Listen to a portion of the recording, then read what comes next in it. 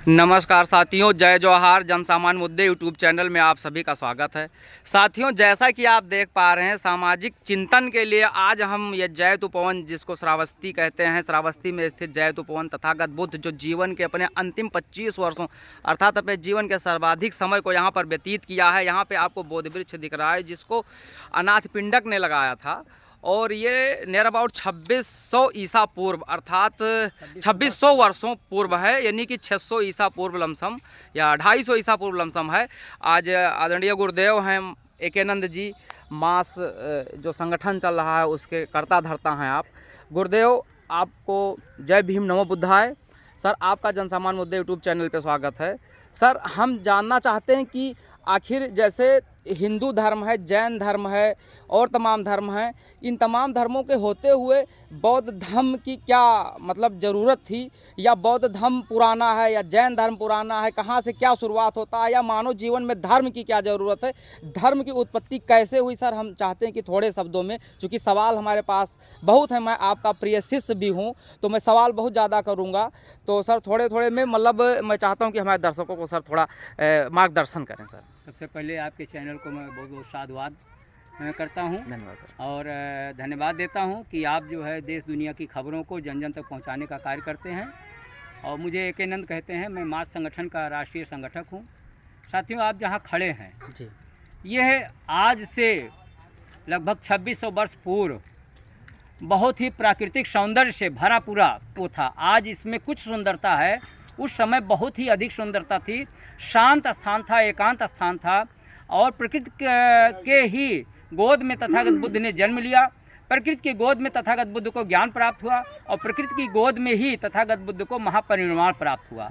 तो दुनिया के अन्य धर्मों की अपेक्षा जो बुद्ध का धर्म है, बुद्ध के धर्म की विशेषता क्या है कि इसमें किसी बिचौलिए की आवश्यकता नहीं है जी। बुद्ध का धर्म कहता है आत्मदीपो भव, अपना प्रकाश स्वयं बनो जी। आप अपने मालिक स्वयं हैं जी। और इसलिए आपको किसी बिचौलिए की आवश्यकता नहीं है। अन्य धर्मों में बिना किसी के जो है माध्यम से आप कुछ जान नहीं सकते हैं। यहाँ पर तथागत बुद्ध ने कहा, आओ देखो, जानो, समझो और परखो, और अगर समझ में आए तो अपना लो। आप इसको इसलिए मत अपनाओ कि मैं कह रहा हूँ जी। आप इसलिए इसको मत अपनाओ कि ये बुद्ध का धर्म कह रहा है। इसको इसलिए मत अपनाओ कि बहुत से लोग मानते हैं। इसको इसलिए मत अपनाओ कि किसी मोटी किताब में लिखा है। बुद्ध धर्म को जानने के लिए, समझने के लिए केवल एक ऐसा वो है जो पिटक है, जिसको कहते हैं कलाम शुत्त। कलाम शुत्त को जो नहीं पढ़ता है वो बुद्ध धर्म को नहीं जान सकता है। और कलाम शुत्त में साफ साफ तथागत बुद्ध ने कहा है कि किसी बात को इसलिए मत मानो कि बहुत से लोग मानते हैं। मोटी किताब में लिखा है, बहुत बड़े गुरु ने कहा है, और सदियों से चला आया है। तथागत बुद्ध ने कहा, शुद्ध पिटक, विनय पिटक और अभिधम्म पिटक को संकलित किया गया, उसे लोगों को पढ़ना चाहिए। मैं दूसरा सवाल ये करना चाहता हूँ आपसे कि जैसे आज मैं देख रहा हूँ कि जैसे जो तथागत बुद्ध स्थली थी, ये एकदम जाहिल सी बात है, यथार्थ है कि तथागत बुद्ध ने जो धम्म दिया, जो रास्ता दिया, जो मार्ग दिया, वो वैज्ञानिक परख है। वैज्ञानिक परख की कसौटियों पर एकदम 100% सत्य है, 24 कैरेट खरा है। और साथियों, पूरे देश में कहीं भी उत्खनन किया जाए, मैं दावे के साथ कहता हूं कि सर्वेक्षण में पुरातत्व विभाग जितना भी खुदाई कर ले, सिर्फ बुद्ध ही बुद्ध निकलते हैं। ऐसी परिस्थिति में देश के तमाम 56 से अधिक देशों ने बुद्ध के धर्म को अपनाया है, और वो आज विकसित राष्ट्र की श्रेणी में है। लेकिन जहाँ पे तथागत बुद्ध जो अपने राजमहलों को छोड़कर सर्वस्व न्यौछावर करके देश की जनता की लिए, मानवता की भलाई के लिए, पूरे विश्व के कल्याण के लिए आज उन्होंने इतना बड़ा त्याग किया था, आज उनके पदचिन्ह लगातार नष्ट होते जा रहे हैं।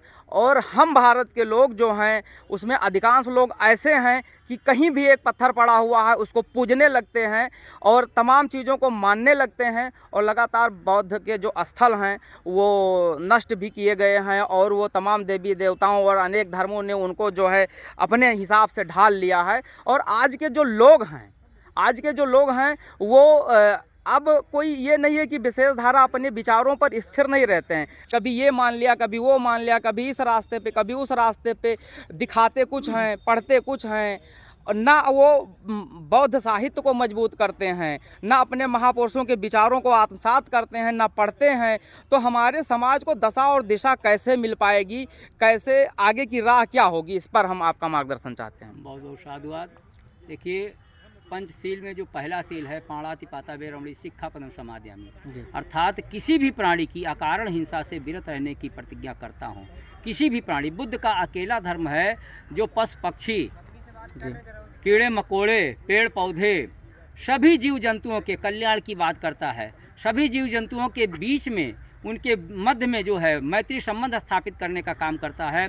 और इसीलिए कहा जाता है कि बुद्ध का जो धम्म है वो संपूर्ण मैत्री है, और कहा जाता है कि संपूर्ण मैत्री ही धम्म है। और जहाँ पर मैत्री नहीं वहाँ पर धम्म नहीं है। तो इस आधार पर जो है जब हमारे अंदर मैत्री भाव मजबूत होता जाता, आज हम सब लोग जो यहाँ आए हैं, दूर दराज से आए हैं, भारत के तमाम कोनों से आए हैं, दुनिया के दूसरे देशों से लोग आए हैं, तो हम सब के अंदर एक भावना है मैत्री भाव।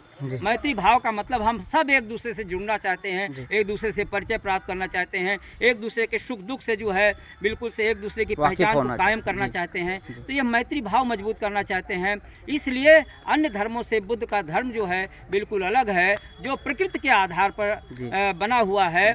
और ये हमेशा यही केवल कहा करता है कि आप स्वयं जो है दुख के जन्मदाता हैं। तो जब आपने दुख पैदा किया है तो दुख आपको ही दूर करना पड़ेगा। जी, दुख है तो दुख का कारण है और दुख दूर करने का उपाय भी है, थोड़ा सा दुर्गम भले ही है।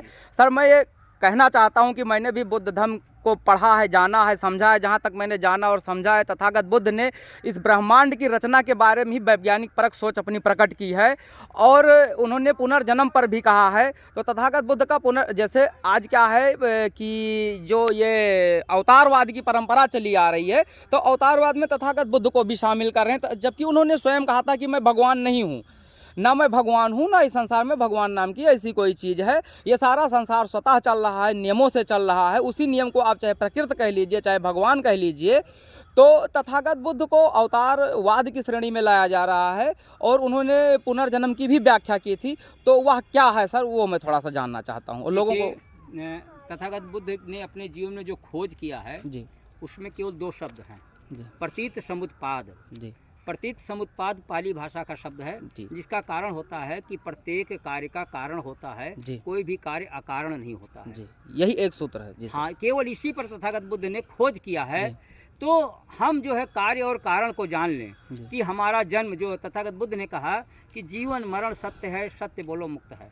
यानी जीवन और मृत्यु, जन्म और मृत्यु का जो नियम है वो क्या नियम है कि कोई भी दुनिया में चाहे जो भी, चाहे पेड़ पौधे हो, चाहे पशु पक्षी हो, चाहे कीड़े मकोड़े हो, चाहे मानव हो, उसका जन्म जो है 4 प्रकार के यौगिकों से होता है, जिसमें है क्षिति, जल, पावक और समीरा। क्षिति का मतलब पृथ्वी, जल का मतलब पानी, और क्षिति जल पावक माने अग्नि, और समीर माने हवा। इन 4 यौगिकों के संयोजन से, जुड़ाव से जब बराबर मात्रा में मिलते हैं तो किसी भी जीव का जन्म होता है। इनमें से किसी भी यौगिक का कम होना या अधिक होना ये जीव के बीमार होने का कारण होता है। इन 4 यौगिकों में एक भी यौगिक अगर बिखर जाए तो जीव जो है वो नष्ट हो जाता है। यह जो है जन्म और मृत्यु का सिद्धांत है, और जन्म और मृत्यु का सिद्धांत ही जो है दुनिया में सभी उससे बिल्कुल अलग थलग करता है। यहाँ पर ना तो कोई चमत्कार है, ना कोई ढोंग पाखंड है, और ना ही कोई दिखावा है। यहाँ पर बहुत ही सरलता के साथ में जो है, बहुत सहजता के साथ में बुद्ध धर्म को कहा जाता है कि पहले जानो फिर छानो और तब मानो, और जब तक जानो नहीं तब तक मानो नहीं। बुद्ध का ऐसा धर्म है जो लोक कल्याणकारी है, जो प्रारंभ में कल्याणकारी है, मध्य में कल्याणकारी है और अंत तक कल्याणकारी है। और इसीलिए कहा जाता है, हम लोगों के यहाँ आने का एक और कारण है कि तथागत बुद्ध ने कहा था चरत भिक्षुए चारिकम बहुजन हिताय बहुजन सुखाय अत्ता हिताय। और जो है तो यह बातें जो तथागत बुद्ध ने कही थी कि बहुजन सुख के लिए, बहुजन के हित के लिए हमको चल चल कर इसका प्रचार करना चाहिए। आज हम लोग यहाँ जो चल कर आए हैं, ये प्रचार प्रसार के लिए आए हैं और जानने समझने के लिए आए हैं। यह कार्य भिक्षुओं का ही नहीं है, यह कार्य जो है उपासकों का भी है, और उपासकों के उस कार्य को, उन गतिविधियों को हम लोग विकसित करना चाहते हैं। यही हमारा मुख्य कार्य है। बहुत बहुत धन्यवाद गुरुदेव, आपने अपना बहुमूल्य समय दिया। और इसीलिए तथागत बुद्ध भी चल चल के कहीं एक जगह स्थिर न रहते हुए तमाम जगह चल चल कर ही उन्होंने उपदेश दिया, प्रचारित और प्रसारित किया मानवतावाद को। और सम्राट अशोक ने भी अपने 2 बच्चों की जो है कुर्बानी जो है बौद्ध धर्म के लिए दिया, महेंद्र और उनकी पुत्री संघमित्रा, जो श्रीलंका में और तमाम देशों में घूमते हुए अपना बहुमूल्य जीवन उन्होंने धर्म के लिए दिया। और हम कहना चाहेंगे साथियों कि कोई भी चीज़ है, आज चमत्कारों में आप लोग फंसे हुए हैं, पूरा देश और पूरा समाज उलझा हुआ है। चमत्कारों से बाहर निकलिए, मानवतावाद को समझिए, तथागत बुद्ध को पढ़िए। अभी गुरुदेव ने बताया है पुनर्जन्म के बारे में, उनका जो कहने का आशय था मैं बहुत ही शुद्ध शब्दों में, बहुत ही सरल शब्दों में बताना चाहता हूँ साथियों, कि जैसे मान लीजिए एक मिट्टी का घड़ा है, वो मिट्टी और जल और तमाम जीवाश्मों से मिलकर के बना हुआ है। यदि वह घड़ा फूट जाएगा तो उस घड़े का क्या होगा? उस घड़े का होना यही है कि पुनः वो उसी माटी और उसी जल में मिल जाएगा। लेकिन मान लीजिए जिस जगह से वो भारत की मिट्टी से बना हुआ घड़ा है और भारत से जाकर के वो यूएसए में चला गया, अमेरिका, कनाडा, जापान में चला गया, तो वहाँ की मिट्टी में मिलेगा या नहीं मिलेगा? अब वह मिट्टी नदियों के जल के द्वारा या हवा से जा कर के किसी पेड़ के नीचे पहुँच जाता है, या कोई भी पशु पक्षी मरता है तो उसका शरीर किसी पेड़ में, या तमाम हजारों हजार प्रकार के जीव उसको खा लेते हैं। तमाम जीवाश्म के रूप में जब वो सड़ जाता है तो तमाम पेड़ पौधों में वो लग जाता है। इस तरीके से पुनर्जन्म होता है, ना कि ऐसा कुछ है कि आप इस जन्म में, जैसे ये भी कॉन्सेप्ट जो दिया गया तथागत बुद्ध ने ही दिया था। जैसे मान लीजिए हमारा शरीर जब मृत्यु होता है, जलाया जाता है अथवा दफन किया जाता है, तो जाकर के फिर से जल, वायु और मिट्टी में मिल जाता है, दफन उसी में जाके मिलता है अंततः। तो वो जाके मिलता है तो आपका जो जीवाश्म हुआ वो किसी कुत्ते के भी शरीर में थोड़ा सा अंश लग सकता है, थोड़ा सा अंश किसी सांप में भी लग सकता है, किसी पेड़ में भी लग सकता है। इस तरीके से पुनः आपका उद्भव होता है। और आत्मा के कॉन्सेप्ट को और ईश्वर के कॉन्सेप्ट को उन्होंने पूरी तरीके से नकारा है। उन्होंने बताया कि जो पूरी सृष्टि है नियमों और सिद्धांतों के अनुरूप ही बना हुआ है। जो आज हमारे 21वीं सदी के वैज्ञानिकों ने बिग बैंग थियरी और तमाम प्रकार के थियरी आज दे रहे हैं, उस पर तथागत बुद्ध ने अपनी बात रखी है, चर्चा पहले से ही की है कि किस तरीके से ब्रह्मांड की रचना हुई, किस तरीके से पुनर्जन्म होता है। और जितने भी हमारे जीवन में कष्ट आ रहे हैं, जितने भी हमारे सफलता के मार्ग में बाधाएं हैं, उन सब के बारे में जब आप तथागत बुद्ध को पढ़ेंगे, जानेंगे, तो निश्चित तौर पर आपके लिए रास्ता खुलता चला जाएगा। साथियों, इन्हीं शब्दों के बाद आचार्य गुरुदेव का जो अंतिम इस मतलब इंटरव्यू में एक संदेश देना चाहते हैं, अंततः गुरुदेव से मैं मुखातिब होना चाहता हूँ। क्रांतिकारी साथियों, अगर पुनर्जन्म की व्याख्या सही है जी, तो जितने लोग थे जी, उतने ही लोग मरेंगे, उतने ही लोग रह जाएंगे।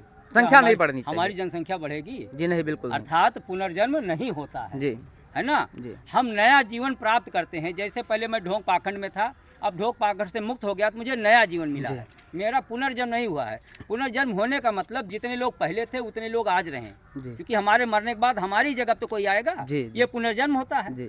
अगर एक वैकेंसी निकली है तो दूसरी वैकेंसी जब रिटायर हो जाएगी तो फिर निकलेगी, फिर तो वैकेंसी उतनी ही रहेगी। तो हमारी जनसंख्या तो पहले से पता नहीं कितनी बढ़ती जा रही है, अरबों खरबों होती जा रही है। जहाँ हमारे यहाँ लाखों में थी, आज अरबों खरबों हो रहा है। तो अगर पुनर्जन्म होता तो हमारी जनसंख्या बढ़ कैसे रही? इसका मतलब पुनर्जन्म नहीं होता है। तो साथियों, यही कहना चाहते हैं कि इस ब्रह्मांड में ब्रह्मांड की उत्पत्ति के लिए, मानव के उत्पत्ति के लिए और तमाम अजीबो गरीब जो अपना अपना सिद्धांत लोगों ने विभिन्न धर्मों ने पेश किया है। मैं किसी एक धर्म की बात नहीं करता हूँ, किसी भी धर्म को आप उठा लेंगे, जो धर्म बनाया गया था वो समाज को सुचारू रूप से चलाया गया था। आज सभी धर्मों में कहीं ना कहीं कम ज़्यादा विकृतियाँ आ गई हैं, अंधविश्वास, ढोंग और पाखंड आ गए हैं। तो साथियों, आज ज़रूरत है कि धर्मों को विशुद्ध रूप से हम माने। आप किसी भी धर्म के हैं, किसी भी मत के हैं, किसी भी संप्रदाय के हैं, हम किसी के भी आस्था पे कोई चोट नहीं पहुंचाते हैं। हम भारत में जो संविधान लागू हुआ है वो बाबा साहब भीमराव अंबेडकर जी ने, उसमें सभी को, विभिन्न धर्मों को, मतों को, संप्रदायों को मानने के लिए, समूचे भारत में घूमने के लिए, और एक बहुत ही प्यारा और खूबसूरत मानवतावादी संविधान बना है। चूँकि तथागत बुद्ध भी महात्मा बुद्ध के अनुयायी थे, मानने वाले थे, तो महात्मा बुद्ध की मानवतावादी सिद्धांत को मानते हुए ही संविधान की रचना की गई है। साथियों, एक बार पुनः आम लोगों को अपने चैनल के माध्यम से संदेश देना चाहते हैं कि साथियों, मानवतावाद और वैज्ञानिक परक चीज़ों को ही अपनाना हमारे समाज, राज्य और देश के लिए हितकर है। इसलिए साथियों, जय भीम, जय नमो बुद्धाय, जय जवाहर, जय विज्ञान, जय किसान,